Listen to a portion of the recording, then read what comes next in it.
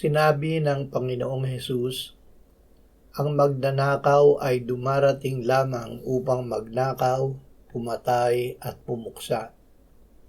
Ako'y pumarito upang sila'y magkaroon ng buhay at magkaroon nito ng may kasaganaan. Ang pagnanakaw ay pagkakait ng katarungan sa may-ari ng kanyang ninakaw. Si Satanas ay magnanakaw. Tinangka niyang nakawin ang pagkadiyos ng Diyos nang magpasya siyang itaas ang sarili bilang Diyos. Ang ginawa niya ay nagbunga ng kanyang pagbagsak. Ngunit patuloy siya sa pagtatangka na nakawin ang napakaganda at napakabuting sangkalikasan. Patayin ang mga nilikha na binigyan ng Diyos ng buhay at puksain ang lahat ng nilalang na nilikha ng Diyos para sa kanyang kaluwalhatian. Ang lahat ng ito ay pagkakait ng katarungan sa Diyos at sa tao. Lahat ng ginawa ni Satanas ay magwawakas sa kanyang matinding kabiguan. Ang Diyos na pinagkaitan niya ng katarungan ay nagsalita, sapagkat ginawa mo ito ay isinumpa ka ng higit sa lahat ng hayop at ng higit sa bawat mailap na hayop sa parang. Ang iyong tiyan ang ipanggagapang mo at alabok ang iyong kakainin sa lahat ng mga araw ng iyong buhay. Maglalagay ako sa iyo at sa babae ng pagkapuot sa isa't isa, at sa iyong binhi at sa kanyang binhi. Ito ang dudurog ng iyong ulo at ikaw ang dudurog ng kanyang sakong. Kahit na patuloy sa paggawa ng masama ang diablo, ang Diyos ay patuloy na nagbibigay ng biyaya sa kanyang mga nilikha. Mula sa Genesis hanggang pahayag ay nagbigay siya ng biyaya kina Abraham, Isaac, Jacob at sa marami pang sumampalataya sa Diyos. Ipinahayag ng Diyos ang kanyang plano ng pagbibigay ng katarungan sa kanyang sarili at sa tao. Sinabi ng Diyos, ang ilang at ang tuyong lupa ay magagalak at ang disyerto ay magagalak at mamumulaklak. Gaya ng rosas, ito ay mamumulaklak ng sagana at magsasaya na may kagalakan at awitan. Ang kaluwalhatian ng Lebanon ay ibibigay rito, ang karilagan ng Carmel at ng Sharon. Kanilang makikita ang kaluwalhatian ng Panginoon, ang karilagan ng ating Diyos. Inyong palakasin ang mahihinang kamay at patatagin ang mahihinang tuhod. Inyong sabihin sa kanila na may matatakuting puso, kayo'y magpakatapang, huwag kayong matakot. Narito, tingnan mo, ang inyong Diyos ay darating na may paghihiganti, na may ganti ng Diyos. Siya ay darating at ililigtas kayo. Bakit gagawin ito ng Diyos? Dahil siya ang may-ari na pinagnakawan ni Satanas. Bagamat ginamit ng teksto ang salitang paghihiganti at ganti ng Diyos, ito ay hindi vengeance o revenge, kundi vindication o ang pagbibigay ng katarungan ng Diyos laban sa magnanakaw at pabor sa kanyang bayan at mga lingkod. Dahil sa kayamanan ng kanyang awa at malaking pag-ibig, ang kanyang hatol ay hindi lamang laban sa kaaway, kundi hatol na pabor sa kanyang bayan. Sapagkat hahatol ang Diyos pabor sa kanyang bayan at ang mga lingkod niya ay kanyang kahahabagan. Ang pinakapuso ng vindication ng Diyos ay ang pagbibigay niya ng katarungan sa pagpatay na ginawa ng diablo sa tao. Mula sa Genesis pa lamang ay sinabi na ng Diyos laban sa diablo na may darating na binhi ng babae na siyang dudurog ng kanyang ulo. Ito ay ang Panginoong Hesus.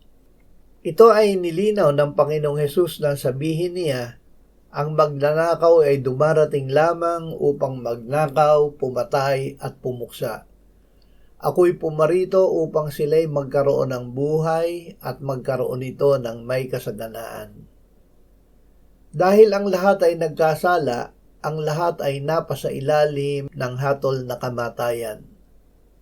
Ang hatol na ito ang ginagamit ng Diablo upang panatilihin sa pagkaalipin ang lahat ng nagkasala. Ginagamit niya ang hatol upang sabihing walang sino man ang makakakawala sa kasalanan at sa hatol. Ano ang ginawa ng Panginoong Hesus upang makalaya tayo sa kasalanan? Sinabi niya, ako'y pumarito upang sila'y magkaroon ng buhay at magkaroon nito ng may kasaganaan. Ako ang mabuting pastol. Ibinibigay ng mabuting pastol ang kanyang buhay para sa mga tupa. Ako ang mabuting pastol.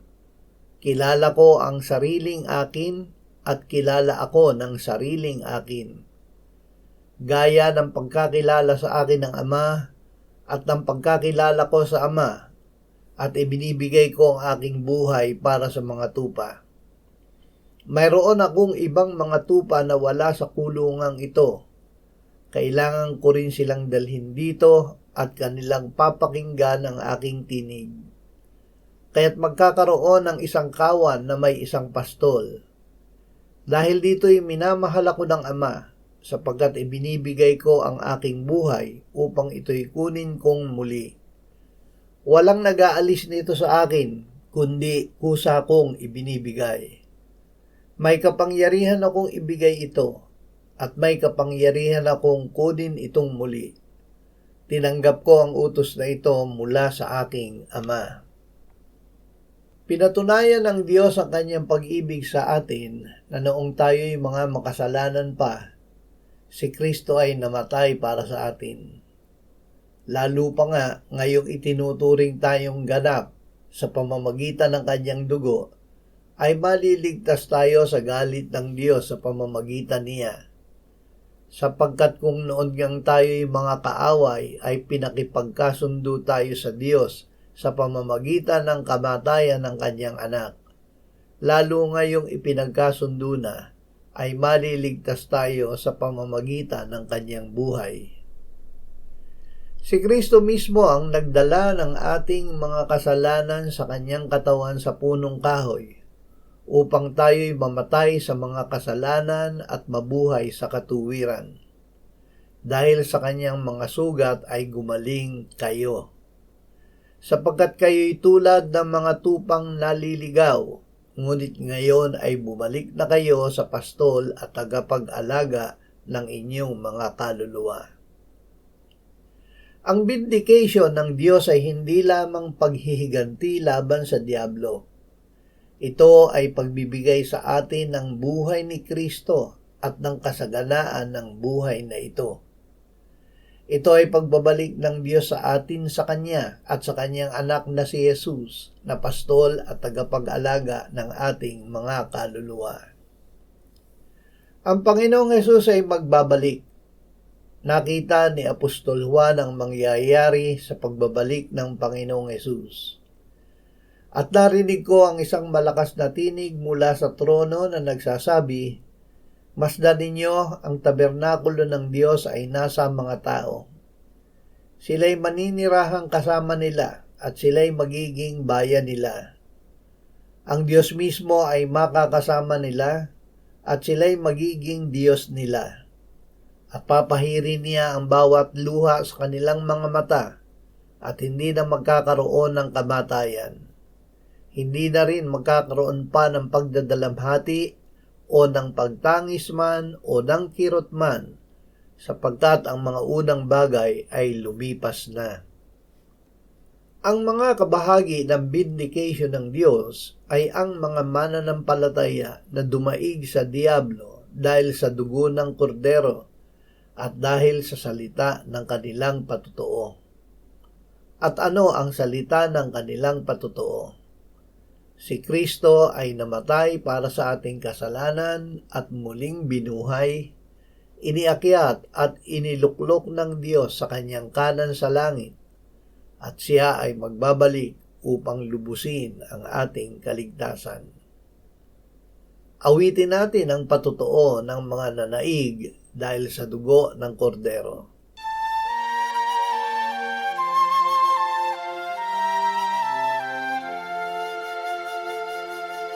Si Kristo'y namatay, si Kristo'y nabuhay, si Kristo'y babalik.